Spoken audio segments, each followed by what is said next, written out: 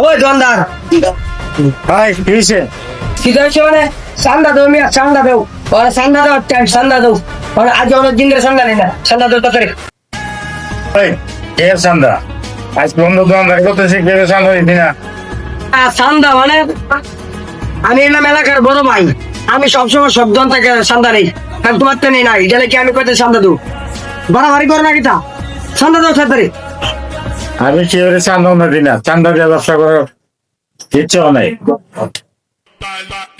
ওই বইটা তো ফুরছস না হনি চান্দা তুলতেইছ তারপরে সায়স্তা করি বইটা তো পুরস না চান্দা তুলতেইছি এই মিয়া আমি এলাকার বড় ভাই ওই ভাই বস বস দেখেন দেবি দেবি দেবি চান্দা দেবি